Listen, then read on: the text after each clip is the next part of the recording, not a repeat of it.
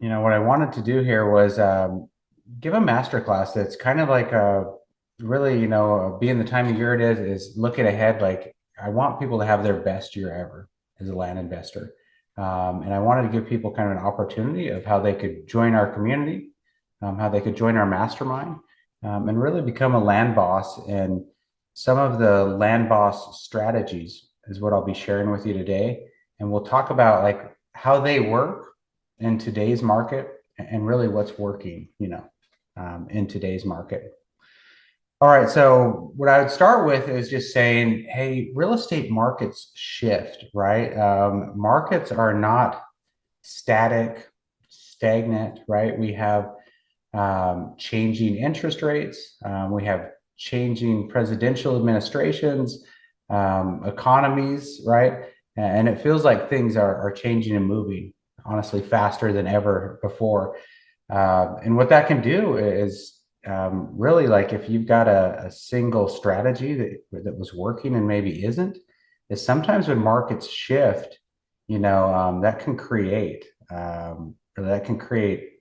tremendous opportunity if it shifts in your favor, but it can also kind of expose like an over reliance, on a single strategy, right? So maybe what was working for you now that the market shift or rates went up isn't working for you. Okay. So that's really what we're going to talk about today is like, hey, let's add some plays to your land investing playbook. And really the goal is like giving you the edge, that you're going to need to make this year, hopefully your best year ever. I don't know how everybody else feels, but I feel like kind of there's a lot of optimism. There's a lot of positive vibe going on right now about where the economy is headed, in this year and the coming years. And hopefully even rates will come down. We don't know. But I think things are looking good for us as land investors. But that will things change. Maybe acquisitions will get harder, but sales will become easier. So that's kind of today what I'm here to talk to you about. And for those who are attending, if you stay till the end, two things are going to happen.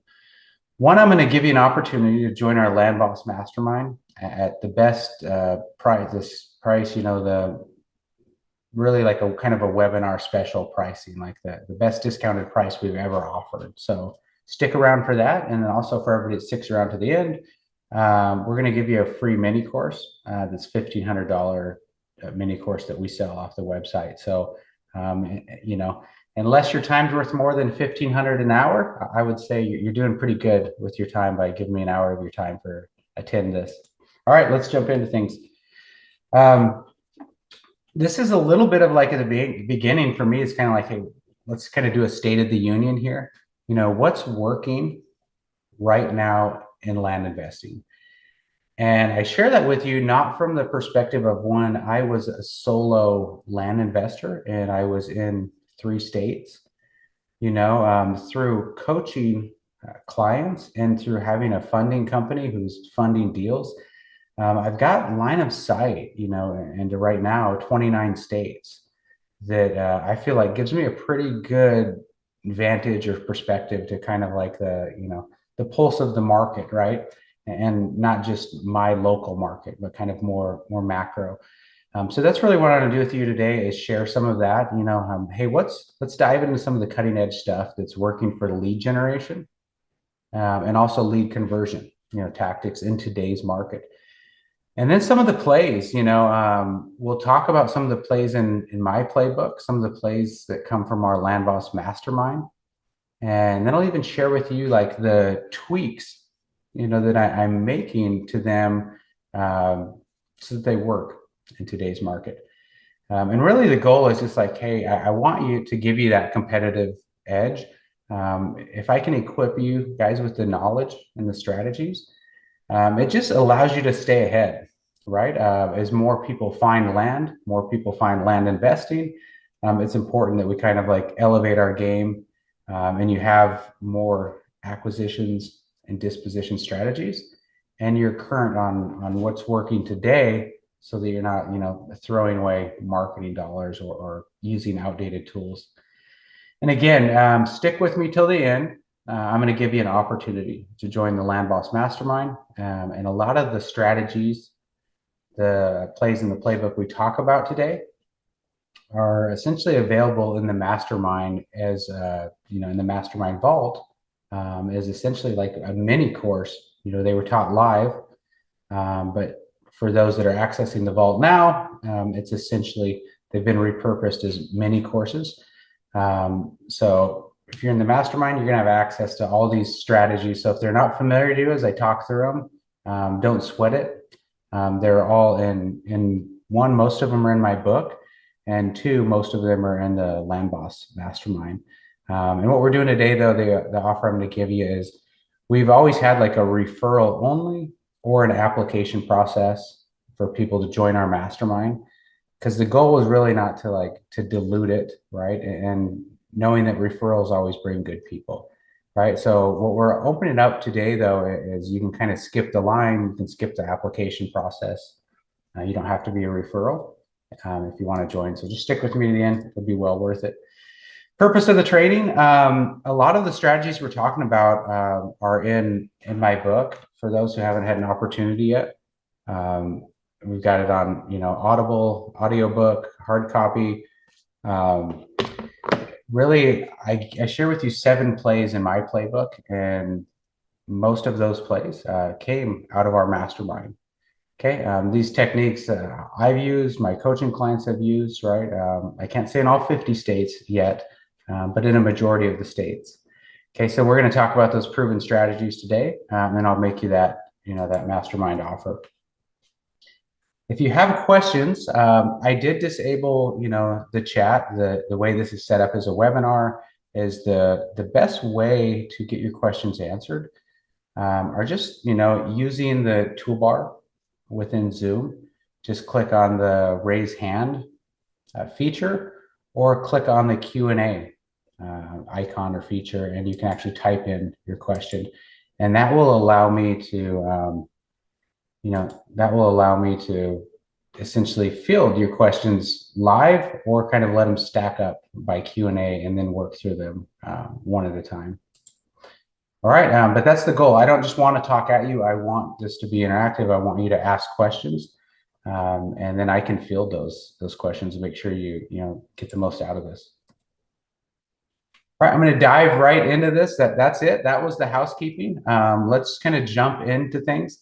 The first thing I want to cover today is talking about what's working now in today's market for lead generation. And I'm going to share with you some campaigns and share those numbers with you. Again, you might have higher response rates, you might have lower response rates, but just kind of want to share with you some campaigns. So right now, cold calling is working really well. I'm going to share a campaign that's a 12,000 record, so meaning 12,000 owners.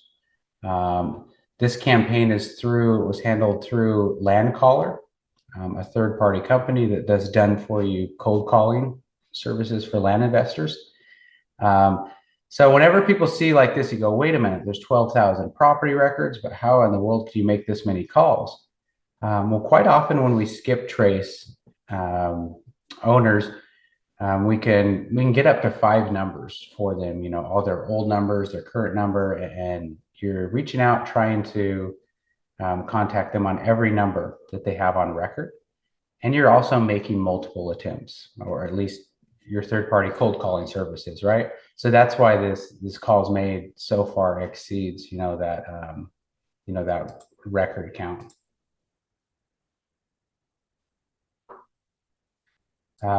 There will be, I just had a question. Thanks, Ed. There will be a recording of this. For everybody that attended, you'll get the recording sent out. Basically, how this works, though, in order to get kind of the free course, you have to attend to the end. Basically, it sends us a report, and at the end, it shows us who joined for a minute and dropped off, or who stuck with us. But yeah, you stick with us, you're going to get a recording, absolutely, of this. Okay, so jumping back into the cold calling. So we've got 12,000 records. 516 people answered the phone. Now that could mean they answered the phone, and as soon as you said, your calling service said, "Hi, my name is," they hung up, right? This is everybody where they picked up the phone. This isn't everybody that was willing to have a conversation. Just kind of give you an idea though. So of that campaign, that's a 4.3%, just over 4% response rate or contact rate, which is pretty high if you're comparing it to direct mail. Okay, now of those, again, a lot of them are like, hey, take me off your list, or I'm on the do not call, don't call me, or whatever that is. Like, don't ever bug me again, go pound sand, take a hike. But of those, or they just answered and then hung up, or pressed answer and then pressed hang up. But these were calls that were connected. Okay. And then actual people that said, yeah, send me an offer. I'm open to talking about an offer. We ended up with 72 leads. Now, what that means is when we're looking down at like that lead rate or what percentage that is, when I say 0.006, it's just under, we're just at about 0.5%. Okay. Just over, right? I guess not under, we're just over 0.5%. And I think that's really common. I think if you were to look at total records or total owners called, and you did the math and just said, hey, I'm going to get about 0.5% of those people will be a lead if I'm using a solid done for you cold calling company. That's pretty reliable math. So this is pretty consistent here. So we end up with 72 leads to work through. Some of the campaign stats. Now the cost, I'll share with you, the cost was, so we have data, right? We have our property records, our data, and we got to skip trace it. And then we got to hand it to the cold calling service. Our loaded cost per record of the data plus the skip tracing plus the cold calling is about 30 cents per person. Okay, so that amounts to 3,690. We were able to get 2 deals out of these 72 leads. If we do the math on that, our cost per acquisition, which a lot of land investors aren't tracking, you really should, is $18.45. If we break it down to what is our cost per lead, we're at about $51. Okay, per lead. And the return on ad spend, so how much equity did we capture here in these 2 deals? Well, we captured 63,000. Okay, if we divide that by the cost of the campaign, we've got a little over 17 ROAS, which is incredible, and in almost any industry. That's really good. Okay, so I just kind of want to share these stats and help people understand who maybe are intimidated by or not familiar with cold calling. We used a cold calling service. And so this is something you can outsource. You hand them the list. They make the calls. The leads show up in your client portal. And then it's up to you to negotiate the deals and get back to the leads, right? But about half the cost, from around half the cost or 60% of direct mail. So cold calling is working really good in this market, especially as postage costs, have went up. Paper costs have went up. Let me just pause, and I'm probably going to do that with every slide. I'm probably just going to kind of pause towards the end there and see if there's any questions, or if I can field any questions. Hey, Ed asked, what is equity captured?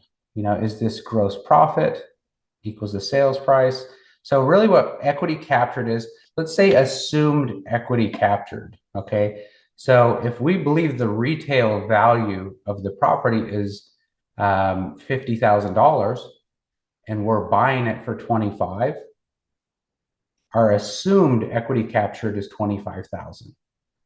Now we might list it for 50 and somebody comes to us with an offer for 45 and we take it, right? So we may end up with a little less, meaning if we either have a price cut or we accept a lower cash offer. But that's kind of how I measure thing is how much equity or assumed equity am I capturing when I buy the deal. Okay, because again, we don't know till we list and sell it how much actual the net profit will be. So this is kind of how we measure it is equity equity captured.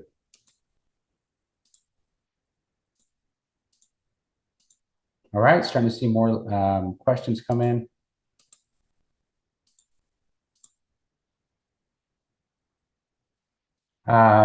Matthew said, hey, Travis, did you mean 0.6% lead response? Yeah, kind of the way I typed it out is essentially it's just over half of 1%, you know, so if we were measuring, you know, depending on where we put the decimal, yeah, just over half of 1% was our response, our lead response. Does that make sense? Okay, excellent. Okay, good question here. I had another question come in. All right, before I do that, let me skip ahead. Yeah, I'm going to fill this other question in a minute here. I had a question that said, could you share, in your opinion, the difference of cold calling companies like Lead Mining Pros and Land Caller? Absolutely, Tom. Thanks for the question. I'm going to answer that. I don't know, 2 or 3 slides. You beat me to it. I'll kind of field that here in a second, so I'll circle back to your question. Thanks. All right, so that was cold calling. Cold calling right now, again, about 60% the cost of direct mail. The pros are we're getting leads within 48 hours of kicking off a campaign versus hitting send on the direct mail button and waiting 10, let's say a week or 2, right? We'll talk about the quality of leads and how that's different. Travis, are you saying direct mail is dead? No, not at all. Not at all. I'm just sharing with you, cold calling is working great right now, and it's about 60% the cost of direct mail. I still absolutely love direct mail, and we still send a lot of direct mail. So that's the next thing I'm going to kind of share in today's market. Some of the updates I will share, though, is we all know in the last 3 or 4 years, paper and postage costs have went up. So cost per unit of direct mail has went up.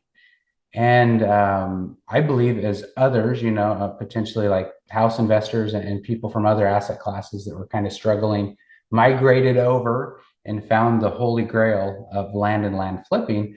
I believe through more people doing it and there being, a number of people teaching this now, I believe we're seeing more saturation with the marketing and the direct mail. And I think how the market or sellers are responding to that is it's a lower response rate. Okay. So what's different now than 2 or 3 or 5 or even 10 years ago, I would say is response rate. So in my opinion, we're seeing, response rates that are half or a quarter at what I was experiencing a decade ago. Okay. But direct mail still absolutely works and still probably brings the highest quality leads of any marketing channel. But it's almost always going to be the most expensive marketing channel you use out there. Okay, so the example I'm going to give is on a 12,000 unit campaign. The letters that were sent were neutral letters, meaning we didn't offer a dollar amount, we didn't offer a price, there wasn't a purchase agreement, which most people would call, a blind offer. What we're doing a little different in this market that I completely 4 or 5 years ago disagreed with this because we split tested and there wasn't a need back then. I used to send, as cheap as I could, black and white letters, bulk mail, standard class, and it was all about kind of a volume game for me. But what I've seen is more people are doing this, and especially is the majority of folks doing this kind of come through some of these OGs and major educator camps. They're all using the same mail houses. They're all using the same letter templates. And I can share that with you because through our own land company, where we hold a lot of properties, we sell them on payments, and through our funding company, where everything's held in our name, I get a lot of mail. So I can look at all the mail and I can tell you, what education camp most of them came from. So what I'm saying is we kind of need to differentiate, okay, right now. So I like first class right now. And I like color letters. It's going to cost you more per unit, but I believe it just kind of differentiates you a little bit from the majority of folks who are just doing the standard class, black and white. Okay, so having said that, the response rate again is almost exactly half of 1%. Okay, now this again, this used to be, I used to be able to bank on 1%, and 5 years ago and 10 years ago, you'd be at anywhere 2 to 4%. Okay, so right now response rates are lower, and I see this through my own campaigns. I see this through coaching clients' campaigns, and we especially see this in like the red hot and white hot markets, where everybody's moving to. We've got the Texas, Florida, the Carolinas, right? Tennessee. We've got some of these states where we've got a lot of people, moving there. Values are going up. So kind of in those competitive markets, we just naturally see a lower response rate. But then I think in addition to that, having more investors sending mail are also kind of driving response rates down. But the nice thing is we're at about half of 1% as far as like I'll call it our lead rate, right? Or our response rate, which is very similar to cold calling. So the number of leads we actually end up with, not the people answer their phone, but the people that actually want to, talk about, are receptive to getting an offer, is about half of 1%. Okay, so that's right now, that's kind of just for easy math for me. I bank on that when I kind of do my forecasting or planning. Okay, then we ended up with 62 leads in this campaign. Now look at that cost, right? The cost was almost double with direct mail as it was of cold calling. We had a little less leads, more serious, higher quality leads. Our total cost was $7,680. Now that's the kind of the loaded cost per unit. That's data plus postage. We were able to get 2 deals out of it, which brought our cost per acquisition to $3,840. It brought our cost per lead to about $123. Okay, pretty expensive cost per lead, and sometimes other campaigns will be at half of this.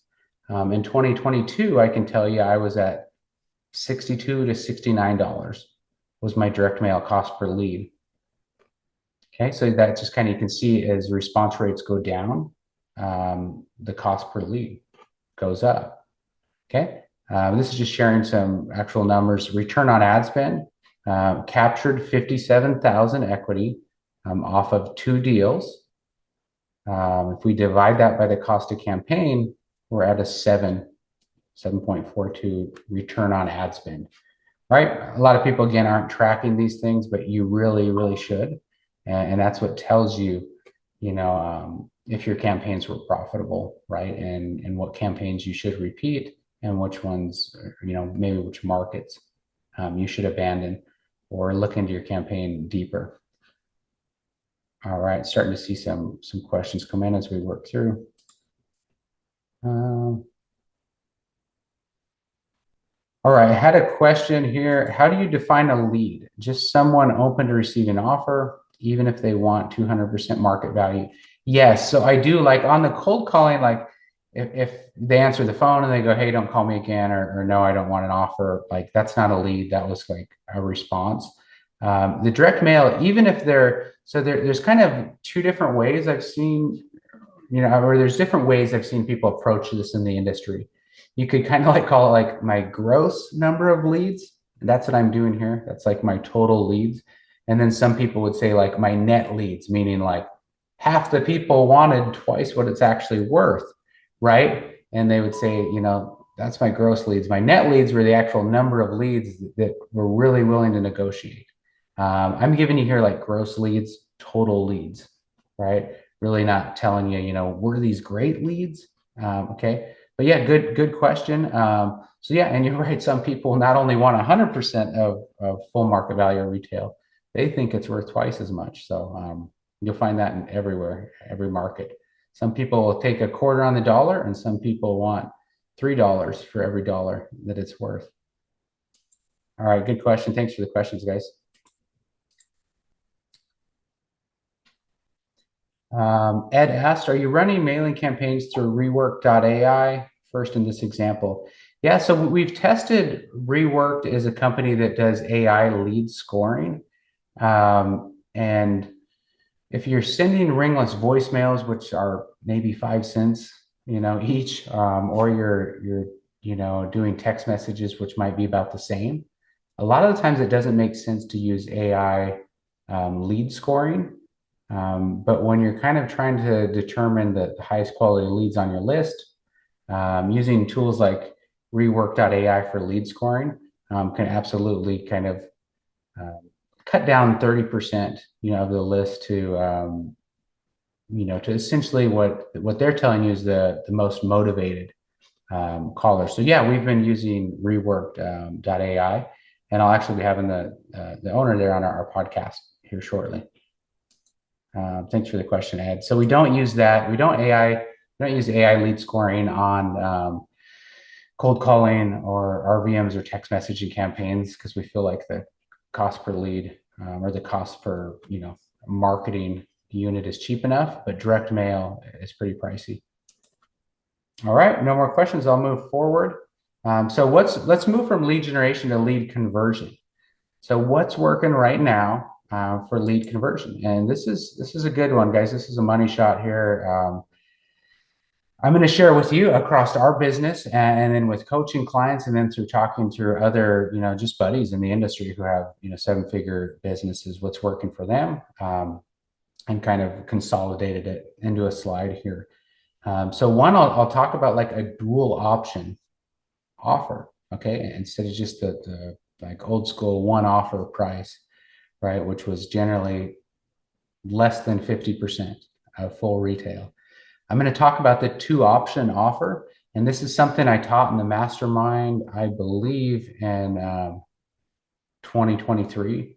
I shared my template and my dual option offer. But essentially, we're offering a cash price is our lower offer. And then what I started doing was offering a buying on payments price where I would come up to like 65 or 70% of market value. So I lead with the cash offer. If somebody didn't take that or needed more, I would say, hey, well, there's a way we can get you more, right? Like I can pay more if you're open to selling the property on payments, right? And that's one option is buying it with seller financing. And that allows you to become the owner of record and sell the property, okay? So kind of that strategy of your first offer being a lower cash offer that's probably in line with most of the industry. And the second offer or option being buying on payments. The strategy for that is, we offer the seller a higher price by buying on payments. We become the owner of record, which means we can list with agents, right? And we do that for as low as like putting 10 to 15% down payment on the property, right? So even if you're buying at 45 cents on the dollar cash, that's 45%, right? If we can get in at 10 or 15%, right? If we can get in, that allows us to tie up more properties and offer a higher price. So kind of that second option being seller financing. I've also got a lot of clients and a lot of people in the industry where their second offer is essentially it's very much in line 65-70% of retail price, but they're offering that price based on, hey, we'll close it in 120 days, and that's just the strategy is really that just gives them the time to see if they can market the property for resale and find a buyer, and then kind of bring that buyer and seller together and essentially double close the deal and collect the difference.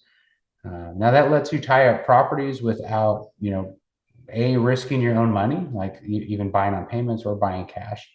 And B, it lets you test the market, meaning as soon as the property is listed, based on the amount of leads and inquiries you get, you can test the market without having to buy it outright, only to find out there's not as much demand as you thought there might have been, right? Okay, so that's what's working right now. I'd say that dual option offer, kind of the 1-2 punch, whether it's a 45% cash offer and a 70% buy on payments offer, or it's a 45% cash offer and like a 70%, um, you know, it's still cash, it's top dollar, but we're going to need 120 days or so to close, right? With the goal being double closing. Okay, let's move to the single offer that's working right now. This is where and this is sometimes people that either one of two, I'd say avatars or two land investors do this. If you're really well capitalized, you got loads of money and you can buy everything self-funded, just swooping in and offering 65%, you're beating almost every land investor out there, right? So kind of a no-brainer, but just leading with a higher offer, you're going to have a way higher conversion rate. Now, some people do that, self-funding, and then most do that, and that's probably I'd guide you, is most do that with the intent to kind of that second option we talked about over here, to buy it on an option or buy it on a purchase agreement where we're not closing. We're telling them we're not closing for like 120 days, and we reserve the right to market the property while we've got it under contract. And then we go out and find a buyer for 90%, 95% of retail value, and we get the difference. Okay, so leading with that offer, that double close strategy, what it does is it significantly increases your conversion rate. You're offering way more than most flippers. Okay, most people who are self-funding are only offering 50% or below, and most people who are even working with funders or capital partners are only offering 50%, because that's kind of the requirement of most land funders, right? Capital partners is you can't go over 50%, right? So if you lead with like a 60% offer, you're usually much higher than everyone else. I kind of like to lead with like a 60%, and then you still got room because the sellers always want more, right? They're still going to try to like negotiate you up 5 or 10%, and they want to feel like they won that negotiation, right? So kind of that 60% offer, and then be willing to come up to 70% and they think they won. And you're right where you wanted to be all along is a great strategy. Another one is just, hey, we just out the gate, we lead with a 70% best offer. And that's kind of what, there's not a ton of back and forth. We let them know this is the best we can do. We believe this is super competitive, kind of take it or leave it, right? But as far as the single offer in today's market, I'm seeing way higher conversion rates when we cross that 50% mark. But usually that puts us in a camp where we're either self-funding or we're double closing the property. All right. Any questions on that? I know that's a lot. It's kind of a lot there, and some, we've got a mixed bag. Half the people might be familiar with this dual option or what I'm talking about, and the other half might be, scratching their heads. But if you got any questions, go ahead and ask them. And before I move forward, I'm happy to work through that.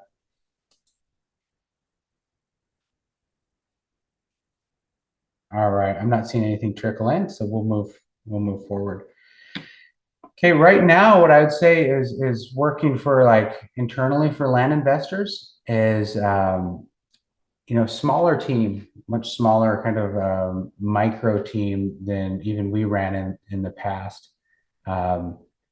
Where most people can get by, you can get pretty far in this business with just one VA, okay, one virtual assistant. You can get really far. What I'll share is that through educational camps, through the industry, you'll kind of hear these virtual assistants be referred to as different titles. Okay, some would call it an intake coordinator role. Some would call it a lead manager role.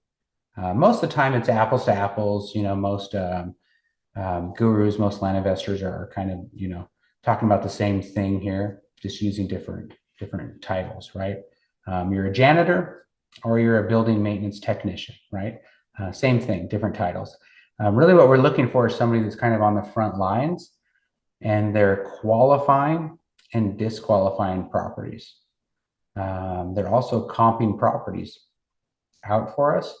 And hopefully they're prioritizing leads, right? As they recognize or see opportunity when they're comping them out and qualifying them. Something we've done, we've been asked for years and years, and we've just never done it because I never viewed it as like enough profit in it, honestly, to be worth the time on our end for what it took. But it kind of became something where it's a recurring problem or a thorn in the side of lots of coaching clients. So we just started doing this where we'll source a VA for you. If you need a VA, a member of our team who's based in the Philippines will actually interview 3 candidates. They'll record the interviews. They'll allow you to watch those interviews, and then you can pick your VA. And we're going to do some training too, right? So we're going to train them up on the land flipping business model, so they're not just familiar with their role, but also like understand the whole picture, right, of what you're doing. And then we're going to train them on qualifying and disqualifying properties. We're going to train them on comping and valuing properties, right? So this is something at this price point, $997. It's not a big profit center for us, but we find it just helps a lot of land investors remove themselves from doing tasks that can be delegated or outsourced for possibly $5 to $8 an hour role. And most of these VAs are looking for at least 20 hours. So think of this as you're probably going to be the VA you get. You're not paying us, and we're not marking it up and charging you any of that. Like, we're just sourcing the VA for you, and then it's up to you to pay the VA. And usually I believe we start at about $6 an hour, and most are looking for 20 hours, at least 20 hours of work. So that's something I just thought I would sneak in there because it's can really allow people to remove themselves. And once you find out that you were doing a task that could be outsourced, again, for $6 to $8 an hour, it's a beautiful thing to be able to step away and focus more on the acquisitions and marketing, side of the business. Do I have any questions about that? What I did, I just threw a barcode you can scan with your phone, or a link here if you're interested in it. I had a question, let me answer this. Damon asked, how are you marketing the property in the 120 days close if you don't hold first position on the title? So usually depending, that's the tricky thing with different states have different laws. So like some states might, they might want you to list it as contract for sale versus like, listing the property for sale. So some states you might have to say contract for sale. Other states, you are within your purchase agreement, you are saying that you have the right to market the property, right? But one state to the next can change. But basically, as far as posting and listing it, you could post in any of these communities, but there's 10 different sites that for about $300 or less. One of them being one of my clients just listed on brokerlist.com would be an example, where you can usually pay $200 or $300 and you can get your property listed on the MLS, right? And get eyeballs on the property. And that's kind of how people that are double closing essentially would kind of test the market and look for buyers and leads before taking ownership of the property. A number of agents, won't work with you if you aren't the owner of record. So a lot of double closers are listing these themselves. There are some agents, if you get, a piece of paper, an addendum signed by the seller that says they can list it, are open to that. So really, it's about, if you can find a good agent that'll list for you, you're in a great spot because you don't have to fill all those buyer leads. But a lot of double closers are listing themselves. Here we go. I got another one. Tyler asked, are your VAs getting on the phones with the leads that came in, or are they prioritizing based on how the lead came in? So usually this role for the VAs is they're qualifying and disqualifying properties. They're looking up the properties, doing our kind of what I call our fast check, flood zone, wetlands, access, slope, 2 or more comps, right? So they're kind of doing these checks to qualify, disqualify, and then they're comping the property, and then they're updating, your CRM and letting you know. So you don't have to look at the properties that didn't meet your criteria. If you want a VA to get on a phone call, all the VAs we source are going to be out of the Philippines. So I'd say for like that $6 an hour rate, you're not going to get somebody with really, really strong English that can make outbound external calls, right, to vendors or to sellers. If you want to pay, let's say like $10 an hour or something, you can probably find a VA that has very good English and can probably fill that role of doing the property research and also making outbound calls. So I'd say kind of the answer to that is really it depends on the quality of English and how detectable an accent is. But there are plenty of people that have, really don't have a detectable accent, but you're just going to pay more for that, right? So you can get that. I think the majority of folks are just getting somebody that's qualifying, disqualifying, and comping properties. But yeah, absolutely, you can have them make outbound calls, but you have to specify when you're hiring for that role. You're going to pay more, but there are people available. All right, thanks, Tyler. All right, and Justin had a similar question. Does your lead manager call back leads as they come in and set up you for a 2-call close, or do they just handle the diligence as the lead comes into the pipeline? So that's up to you. Again, that's up to you. If you source a VA that you feel comfortable making outbound calls, absolutely, they can do that. A lot of the times, like if you have a Calendly link, or like in our Lead Boss CRM, you have a Lead Boss calendar link. They can send those emails and with the booking link. So there's a lot they can accomplish without having to get on the phone, and negotiate. But they can absolutely set up the calls for you.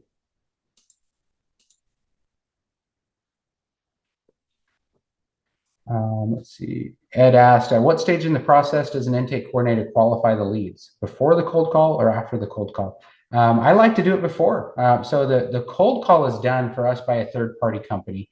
And what we're having them do is just gauge the interest of the seller if they're open to receiving an offer. And then what we usually do is have the cold calling company use our calendar link, okay, and book a call within like the next 3 business days of that call, where they book a call time to talk to us or our acquisitions person.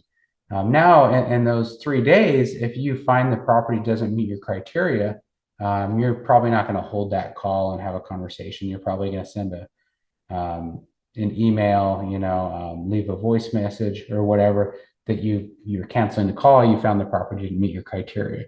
But usually the intake coordinator, the cold calling company calls it, originates the lead. They submit it through a web form. That web form loads the lead into your CRM and your pipeline. And now your intake coordinator sees that lead come in, and they go to work qualifying, disqualifying. And then you determine if you need to call back and hold that meeting or talk to the seller based on if the property qualifies or not. All right, thanks, Ed. All right, guys, cleared the hopper there. All right, let's move forward. Let's pick up pace a little bit. Okay, so for a lot of things we're going to talk about today, are plays from the playbook. I have an audiobook, I have a hard copy book, Amazon book, so whatever format you want to consume it in. Scan this here. It's going to take you to, it's going to take you to our website, where you're going to probably have, a pop-up. You're going to have a obnoxious pop-up by design come up that's going to want to give you the book for free. Okay, but scan that, and you can get the book for free. And a lot of that's what we're going to be talking about next, are kind of plays in the playbook, which all came from the Mastermind. Right. So the first play in the playbook was the micro flip play.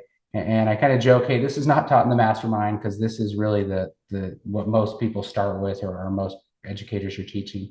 These very small deals, they can yield big profits, or as far as big ROI, let's say, maybe not big profits. They're beginner friendly. It's easy for you to get in, have proof of concept, buy a cheap property for under 5,000, under 10,000. Okay. And really what I encourage people is to say, hey, like, this is good proof of concept. This is a good starting point. This is not the end game though, right? This is not where you want to spend your career. okay, because it's just so dependent on a high volume of transactions, and it's becoming, so saturated. So how do we adapt the micro flip play, which is where most people start, most people are, to today's market? Well, what I would say is that under 10K is super, super saturated. I mean, the secret list of counties has been going out for decades, and we have so many investors targeting the same markets and the same subdivisions for these, $3,000, $5,000 lots. I would say that there's a lot more opportunity just inching it up even a little, and properties with a retail value of 10 to 25,000. Okay. Even if you're operating down here or looking at down here, just inching it up a little bit will separate you, kind of move you into a different sandbox. You're still not kind of in that blue ocean of big deals, but like you're in a less crowded sandbox than most people are at. I'd say kind of in the old days, a 20% to 35% offer. You're scooping up deals. I think in this current market, on these micro flip, these cheaper properties, you probably need to be at 30 all the way up to 45% in today's market, to convert these leads. Closing tips, in my opinion, when we move from doing like $2,500 properties or $5,000 properties up to like 15,000, right? We can afford title. So I'm going to encourage you, hey, let's use title, at least on the buy side when we buy properties, so we don't know the title's clean and clear. You're still at a value range where like you probably still need to market it yourself, probably like there's not enough commission to list with an agent at these 10 to 25,000 values. So you probably still want to market yourself. These still sell really well with seller financing. You can probably self-close it since you bought with title on the buy side, right? And then I would say service it with a product, probably like Your Land Loans is a really good one right now, gaining a lot of traction. So if you're kind of doing those small deals, I would say maybe just like just inch it up a little bit, right? Because there's a little bit more opportunity. It's a little less crowded at this 10 to 25K range than that, under 10,000 range that a lot of people are at. Hey, thanks, Nick. Nick said he just paid for the book and the audio. Awesome. Thanks, Nick. Appreciate the support, man. Okay, Errol asked, hey, for the 10 to 25K range, what are your seller financing at? So I'm not buying with seller financing, but I'm turning around and selling, with seller financing. I always say 10% plus. Like I kind of live at like 10.9 for the most part.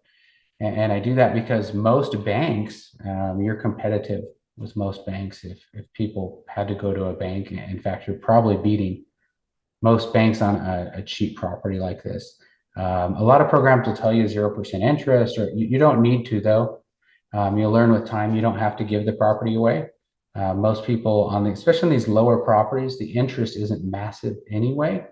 But if you ever want to sell the note, you really need to be at like 10% interest. All right, moving forward.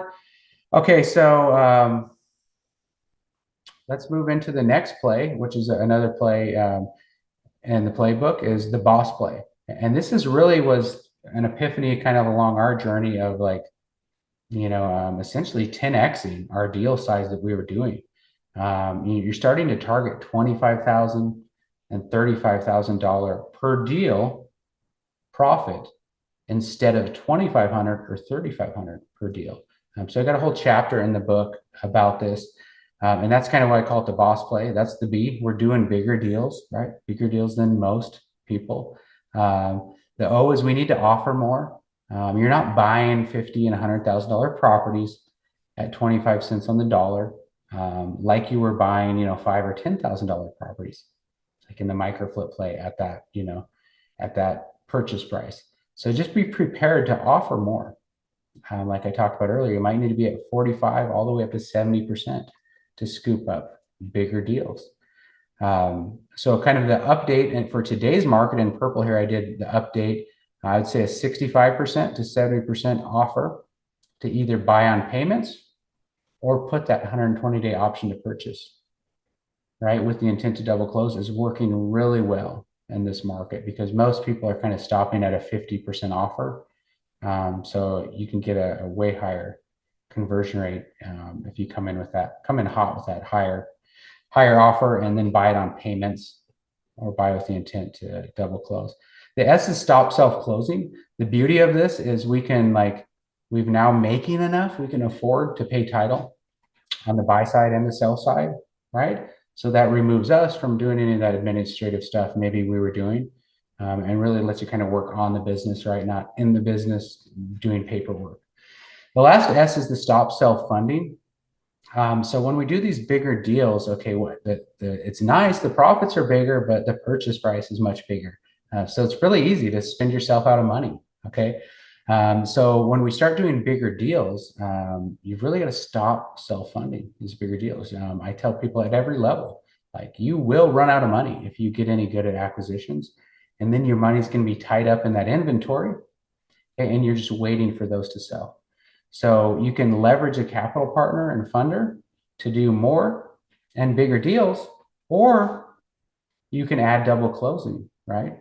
As a play to playbook, as a tool to the tool belt, is adding double closing would mean that we're not splitting with a funder, right? We're coming in with a higher offer and we get to keep all the profits. There's less profits because we're offering much higher, but we get to keep those profits because we're double closing. So what I tell people is, hey, just do the math. Does partnering with a funder and splitting 50-50 give you about the same as locking up the property at 70% of market value with either an option contract and double closing it, right? So you decide. It's really about, maybe it's comfort level. Maybe you're not comfortable with double closing. You'd rather work with a funder, right? But just do the math. Think through this. I wouldn't steer you one way or another. I would just say, like, you'll be hamstrung if you use your own money and self-fund everything. And you might even be caught in a shifty market where rates go up and then days on market go up along with it, and you're caught holding inventory and your money's tied up. So that's why I encourage people, hey, you got to stop self-funding if you want to scale this business.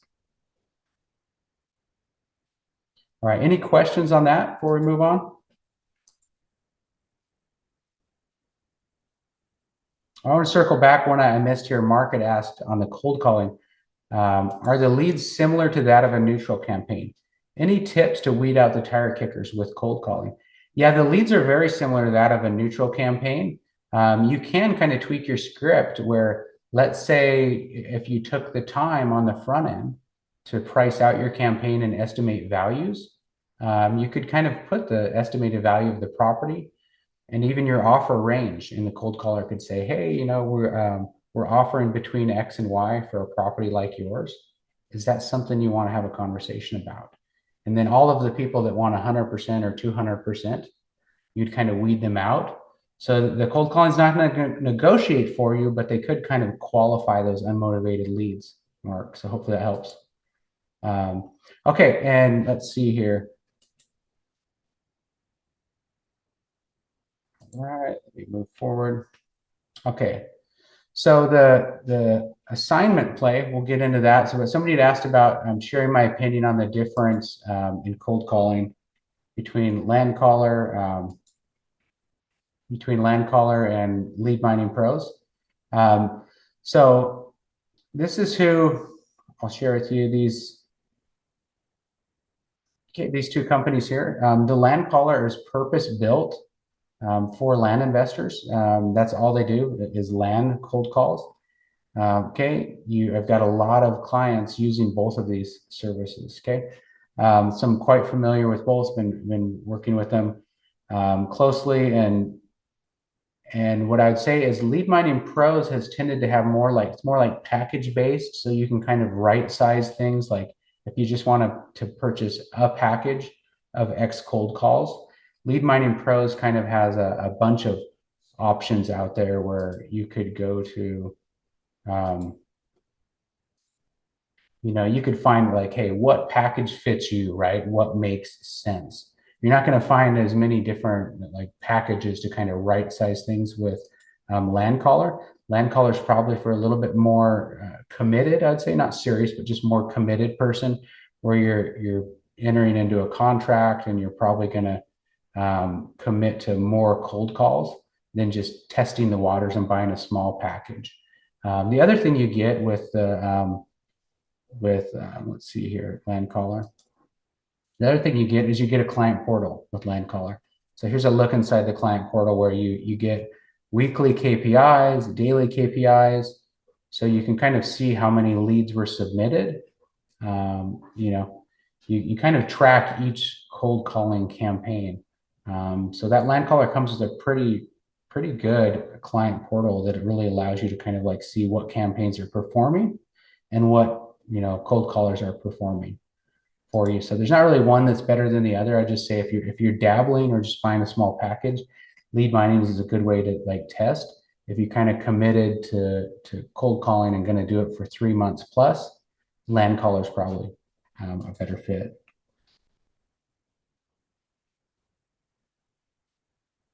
Does that answer your question there? Thanks for mentioning that. I almost skipped past that. All right, so we moved from the boss play.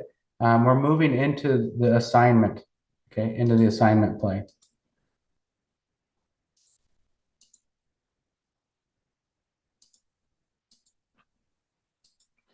Okay, so the assignment play, some people are unfamiliar with because they confuse like the double close with assigning. So the assignment play is a play in the playbook where essentially like we're getting properties under contract, and then we're just assigning over the contract. Now we don't go out, and really the goal is like, hey, you get quick profits. Okay, you don't have to wait 90 days, 180 days to list a property, wait for it to resell, to find an end buyer. Okay. The assignment play, the idea is like it's velocity, it's velocity here. So adapting it to today's market, what I tell people, like when I have house wholesalers or house investors that come over and they see opportunity in land, but they go, hey, maybe the deal sizes are smaller than I'm used to. Like, how do I get that bigger assignment fee I was getting, with houses? And I usually tell them to like maybe target portfolios of properties.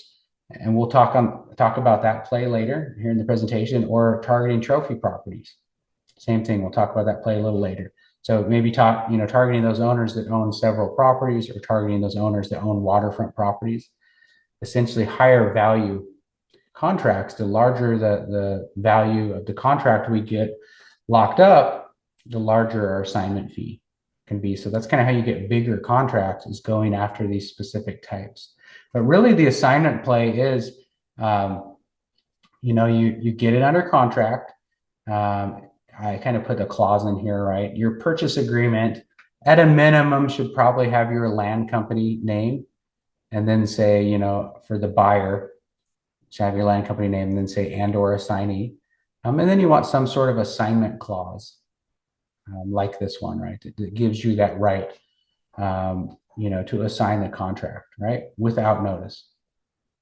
Okay, so those are kind of some caveats of the assignment play. But when we're finding a buyer, we're not looking for that end buyer or posting on Zillow. Like, really, this is more of a strategy of like, you could post in communities, you can post in land forums, you can post in Facebook groups.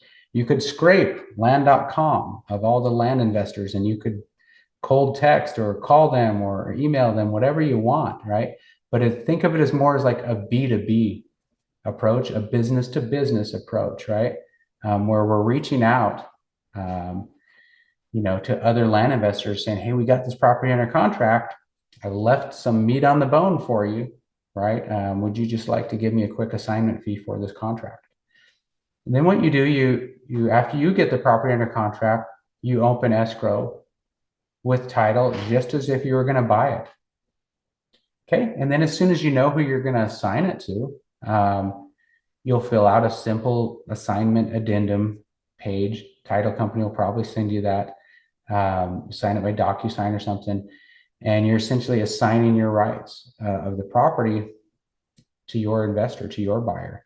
And then what happens is at closing, when they wire in the money to buy the property, they're going to wire in the amount to purchase the property that you agreed on with the seller, plus they're going to wire in your assignment fee, and title company will pay you out. Okay. So it's the beauty of this is it happens on the buy side at closing on the buy side, right? With A to B, like, one person, right? We've got the seller. We don't have back-to-back closings, right? We don't have back-to-back closings is the main thing to understand. That's kind of the difference between the assignment play and the double close. Does that make sense, or do you have any questions on that one? Hey, Errol had a question. Can you share the language you use for double close clauses? Not right now live on the presentation. I will, though, say stick with me. You're going to enjoy the attendee bonus at the end, though, and that'll answer your question because you'll get access to that. Okay.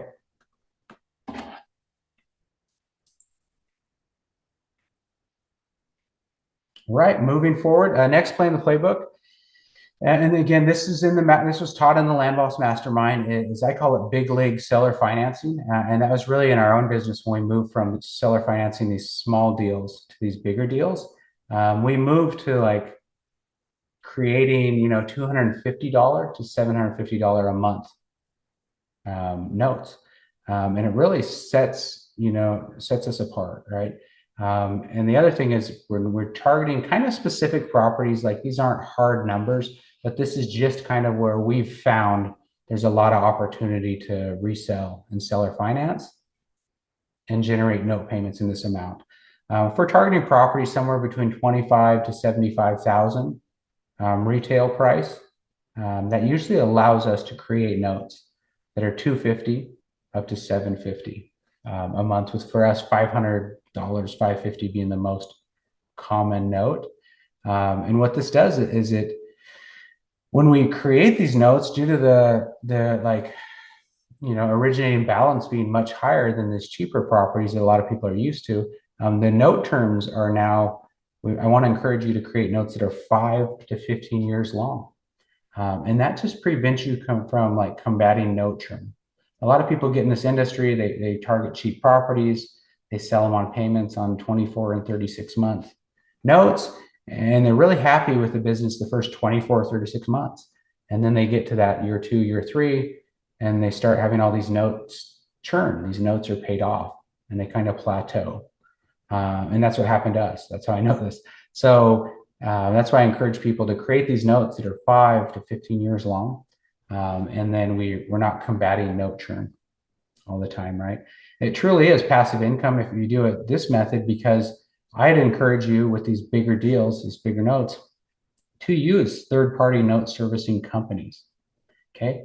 A lot of times title will do this for you. They'll service the note.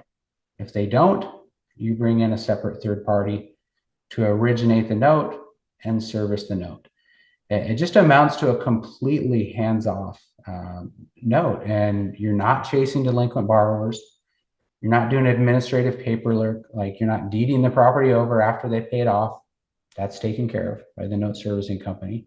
So that's really the big league, seller financing play, and that was something that was just a shift, for us as we got years into the business and realized we did not want to have hundreds and hundreds of these $99 a month type notes.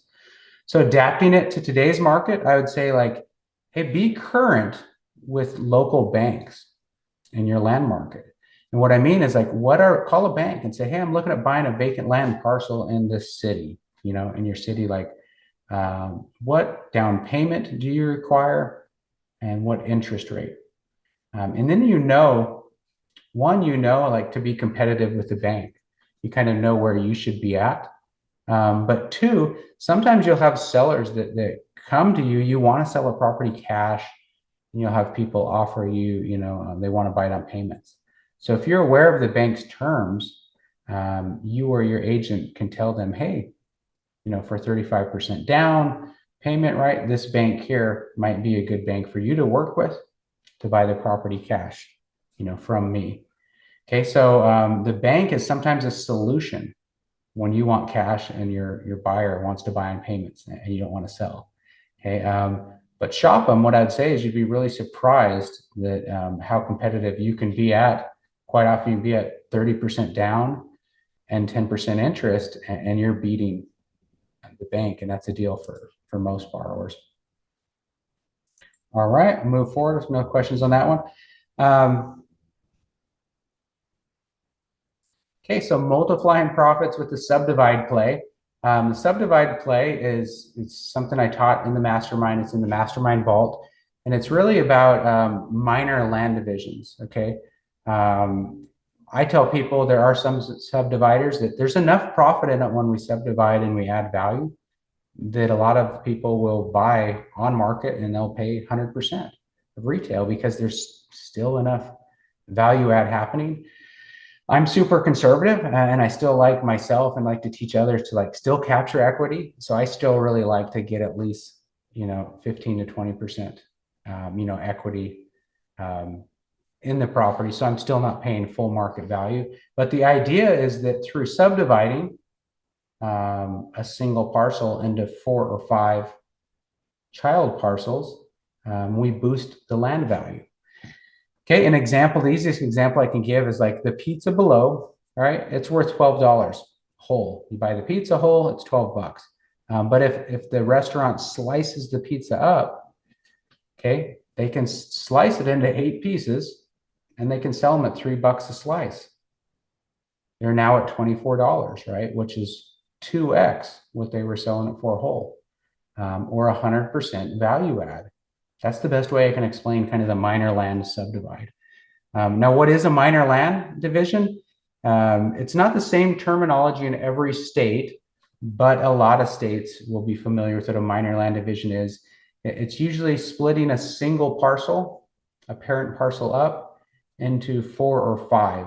It's usually 5 or less, but some states it's 4 or less child parcels. So it's not a big major subdivision. It's 4 or 5 child parcels.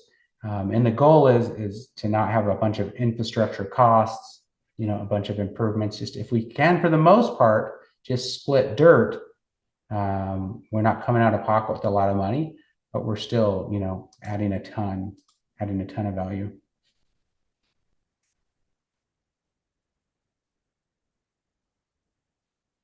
I had a question from Justin. Hey, how would you suggest funding your first subdivide? Knowing disposing all the inventory may be longer than for one parcel. Well, it probably has a lot to do with the value of the property. You can buy a $75,000 property and subdivide it, and you can buy a $375,000 property and subdivide it. So it has a lot to do with probably where the price point is at, and then also what your agreed purchase price is. Like if you're having to if you're having to pay more than 50% of market value, your capital partner or funder might say, hey, Justin, you're offering 70%. We only typically do 50% of retail. Why don't you kick in that difference? And then we got a deal, right? And we know it's going to take longer to sell because we got a survey. But a lot of the times you kind of just have to shop that with the funders. And if needed, be willing to kick in, a little bit of difference, or be willing to give up more of a split, knowing that your capital partner's money is tied up longer. Had a previous question. Tyler asked, do you have any recommendations for note servicing companies if title doesn't offer the service? What does it normally cost? Hey, Tyler, so that one I do, that is one of in the Mastermind, I do a 3-part series on this. They're regional, I'll tell you. There's not like one company, I wish there were, that nationally services notes. So it's usually regional to a couple states. But quite often we ask the agent. Usually the agent we've sold with has sold on seller financing before. And if title doesn't offer it, usually the agent has had a seller finance sale before and can tell us who they used, who they like. Okay. And it could cost anywhere from $300 all the way up to $900 to originate the note, depending on the company. And then usually the monthly note servicing fee is only $15 to $25, and your borrower's paying that, you're not. So hopefully that helps. All right, moving forward. Any questions on the Subdivide before I kind of wrap up applying to today's market? What I would say is the target values, and don't take this as gospel, this is just something I've found that works well for us because we're doing much bigger subdivides also. But I found like targeting values that are 100,000 to 200,000 is kind of a sweet spot, right? If you intend to split these up and sell with seller financing. And the reason for that is because after we've doubled the value and then we've split into like 5 parcels, it puts those child parcels at a price point that we can create kind of those big league seller financing notes, right? That I talked about. What are we offering to get these deals? Well, quite often it's 70% up to 80% of full market value. It's a good strike price if we're targeting off market subdividable land. Occasionally you'll get one in there at 50%, just like a normal single parcel. But quite often, if the seller knows it's subdividable, they know what they have, you're paying more.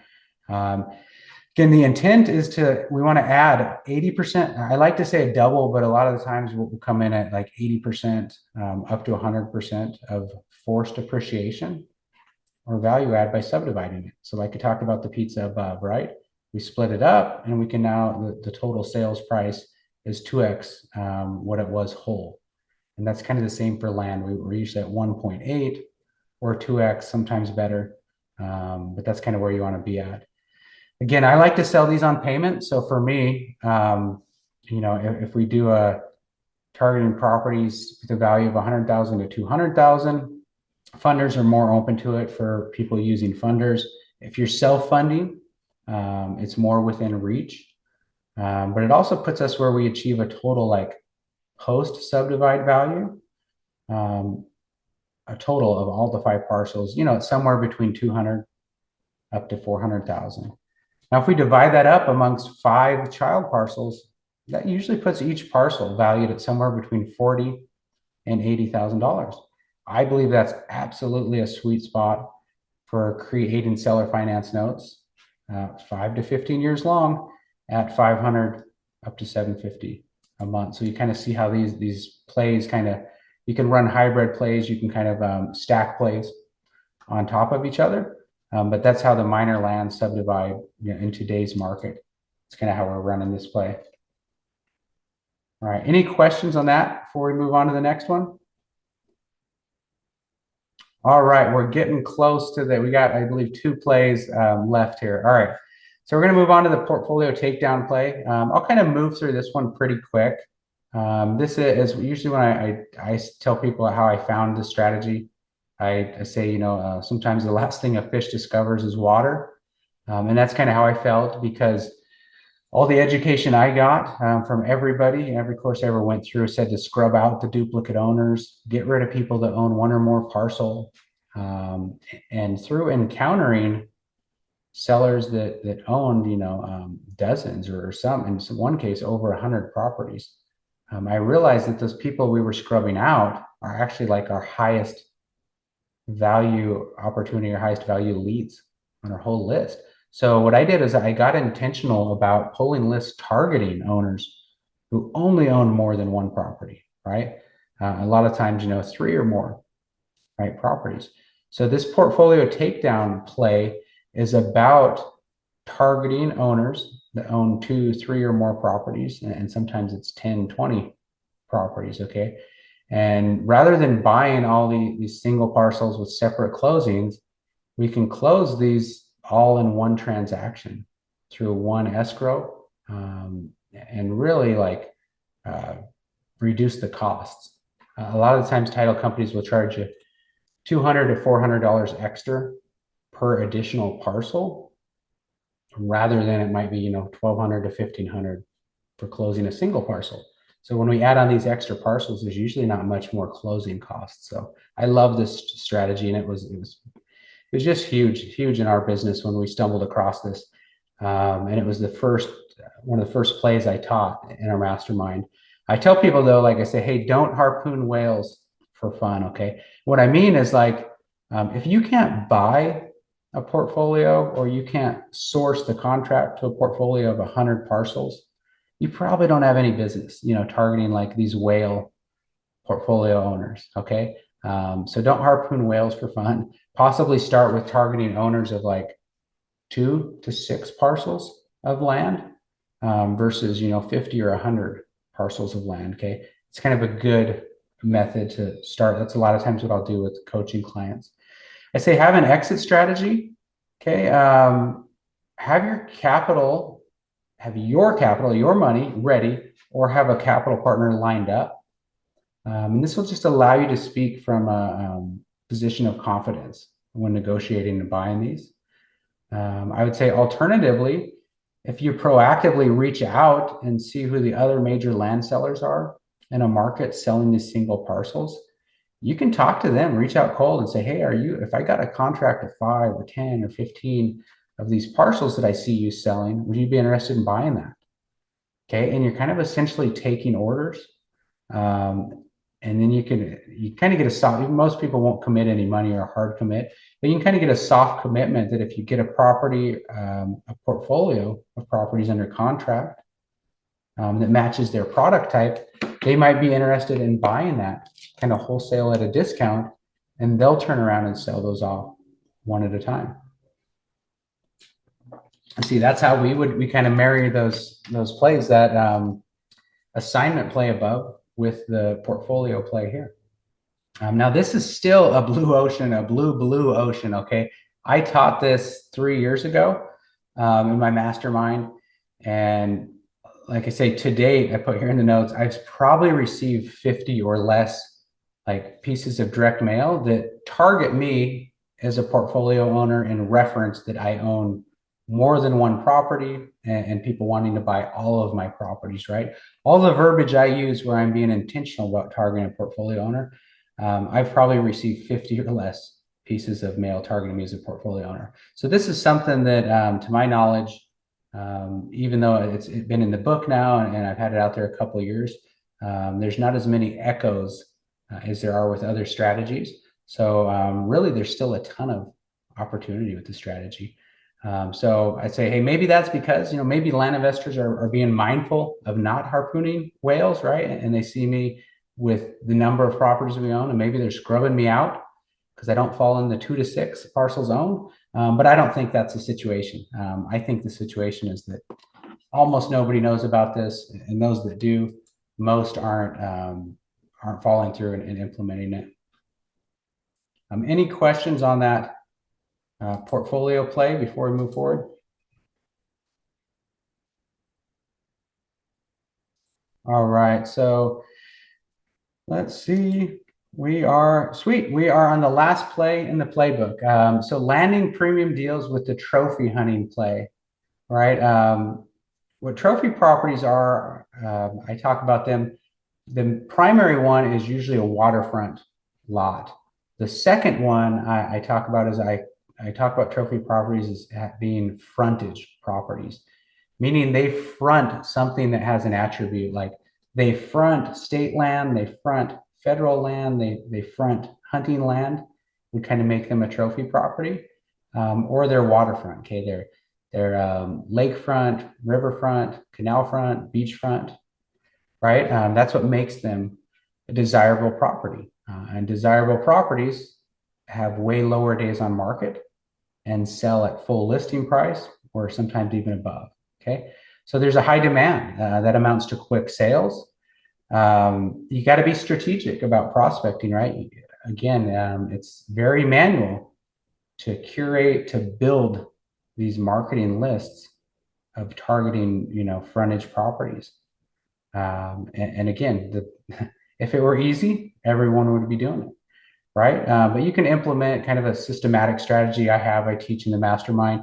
And you can even delegate to a virtual assistant to build this list for you, right? And then as far as like adapting to the market, like, in Arizona, a trophy property might be different than in Florida, where we've got hundreds and hundreds of lakes, possibly in one county in Florida. Not so much locally to me here in Arizona. So a trophy property for me might be more like up north in Flagstaff area or something, by state land, by recreational land. That might be a trophy property in my market, whereas a trophy property in a different market might be riverfront or lakefront. So you kind of got to adapt this trophy hunting strategy to your market. Okay. You also got to know about resources. I share when I do one-on-one coaching, I share all my resources, but we also give you a bunch in the mastermind. New sites pop up all the time that allow you to target, prospect, and even locate agents and stuff, right? I'm sharing one here, lakehomes.com.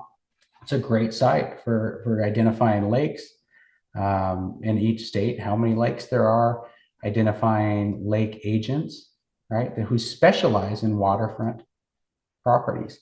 So you got to know these resources, right? You got to know what you're doing, know where to find these resources to build your list, and then also to like reach out to specialized lake agents.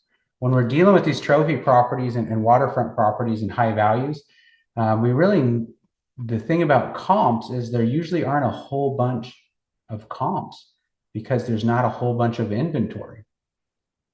That's why there's so much demand, right? But because there's not a whole bunch of comps, this strategy is very dependent on agents, okay, to get those values. And I say that here, it's very agent dependent. But you got to know where to find those agents. One resource is this one here I'm sharing with you, Lake Homes. After you do your marketing, you get your leads, and then you're needing opinions of value. If you can't find comps on your own, you kind of got to know where to go. Right now, the acquisition strategy is to get accepted offers on these properties. These waterfront properties, a lot of the times they're valued over 100,000, 200,000, sometimes even much more. You're going to need to offer more than 50%. Okay, so if you're working with capital partner or funder, I would say be prepared to contribute that additional funds beyond 50%, right? To incentivize them to finance it.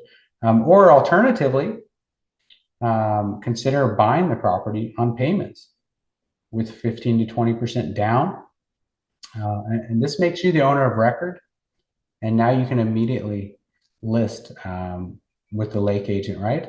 And you don't have to split with anybody. So these are kind of some strategies I would say that you can apply the trophy hunting play to today's market. All right, any questions about this one? I know we had a couple of people that messaged me here that have already read the book, are familiar with these plays, or maybe you were in a previous year's mastermind. But if you weren't, some of this might be brand new to you. Just throw it in the Q&A if you got any questions. All right, so we worked through a lot of plays, right? If you were running one play, now you got a lot more plays, to have in the playbook. So we're kind of at a point in the presentation where I want to share with you, I told you at the beginning, I'm going to give you an opportunity to join our mastermind, where each of these strategies, a lot of these strategies I talked about, were previously presented as a training in our Land Boss Mastermind. And now that they're kind of in the Mastermind vault in the rears, you can kind of look at them or think of them as essentially like a 3-part like online course, right? Like a mini course for each play in the playbook. In the past, we've charged up to $12,997 for off the street people for Mastermind. We had a reduced rate for people who had been through our group coaching program, where you could get in the Mastermind for $3,000. This is per year, right? If you were in our community and you'd been through group coaching. What I'm doing today, I'm completely eliminating like barriers, right? So I'm opening this up for anybody at $997 enrollment fee, and then $99 a month. Okay, this is by far like the best deal we've ever offered. And offering it now, there's more content, there's more training in the Mastermind Vault than there's ever been. Okay, the other part is you don't have to go through the application process. You don't have to be referred by somebody else in the Mastermind. It's essentially open enrollment, what we're doing today. And that's why when I started this, I said, hey, have your best year ever. I really believe to have, a better year this year than you did last year, you probably got to do some things different. And I strongly believe in these plays I shared with you. And I've seen coaching clients and Mastermind members implement these. And we've got, dozens and scores of testimonials about people running these plays and them working, right? But I feel like to have that best year ever, you probably got to run some new plays, add some plays to your playbook as a land investor. So again, like if you bought every one of these mini courses at 1,500 bucks a piece, you would be at 24, 25,000, I believe. Okay. If you paid off the street 12 grand a year, you're above that. You know, at best, if you had the all the community discounts, you're probably 9 or 10 grand in if you were in our mastermind. Okay, for the last 3 years. But today, what I'm doing is I'm giving you an opportunity to enroll for $997 and then $99 a month. Okay, so I've got it set up here so you can pull up your phone, you can scan this bar, scan the QR code here, or later with the if we post this on the replay to the attendees, you'll be able to click the interactive button here and link to the checkout. Are there any questions here? I want to field questions. I just want to sell you something. I want to answer any questions anybody might have about the mastermind that I haven't answered. You can pull up your phone and you can scan a picture of that. It'll take you right to the website. All right, go. Do we have anybody in here in the mastermind right now or know anybody in the mastermind? You just throw it in the Q&A or raise your hand. All right, sweet. Yep, starting to get. All right, Mark. Hey, awesome, Mark. If you're in, you can message me and we'll adjust your rate to make sure you get adjusted to this price here. All right, sweet. Getting lots of messages. Yeah, lots of people.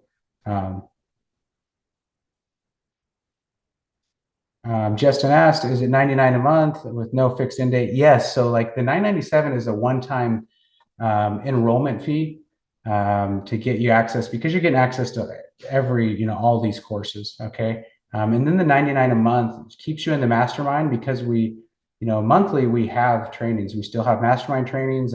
This year we'll be adding office hours calls. So that gives you opportunity to attend the current year's mastermind that $99 a month does, and gives you access to all of the previous mastermind. Yep. So it's $99 a month. All right. Thanks. Yeah. A lot of people that have been in the mastermind or been part of the mastermind. Thanks, guys. All right. I'll move down here. Okay. So what's included in the mastermind?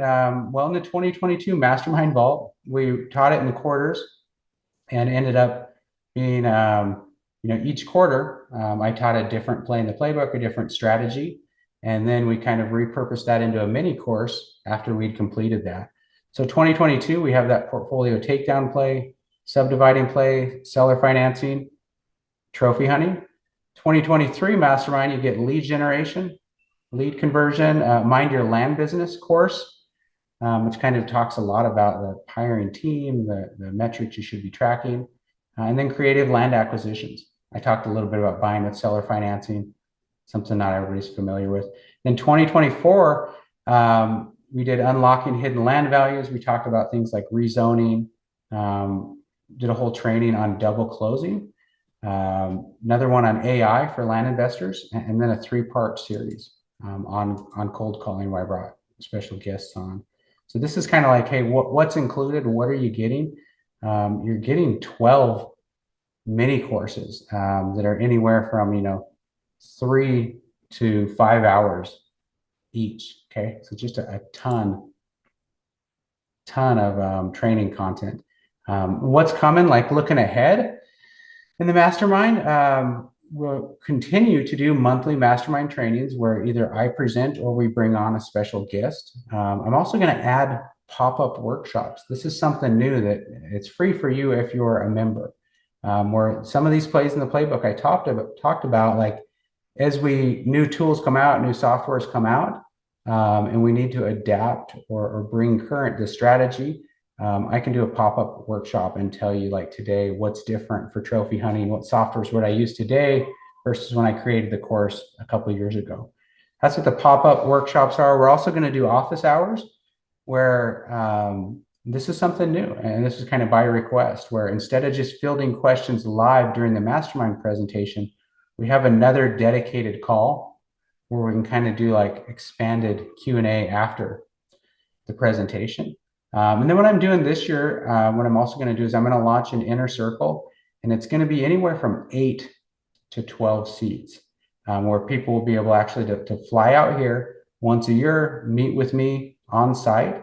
We'll have a meetup, we'll have training, we'll have a good time. But I'm only going to do that for probably somewhere between 8 to 12 people. And you have to be part of the mastermind if you want to be, essentially, if you want an inner circle invite and you want to do that on-site meetup, you got to be part of the mastermind. So that's kind of what's coming in 2025. Any questions? Seen some pop in here. Yeah, so I can kind of give you a look under the hood. I got people saying, well, what, and yeah, next slide, we're going to get you the attendee mini course. So some of the things when you pop in, if you're not part of our community right now or not in the mastermind, you have my view. So you're seeing every course, you're seeing more than just the mastermind here. But kind of when you get access into our community and you go to courses, we'll have these mastermind vaults. And then you'll also see each of these, these are kind of the mini courses. Each of these mini courses are all housed in whatever year they were taught in that mastermind vault. So you'll come in here to courses, you'll access your 2024 mastermind vault, for example.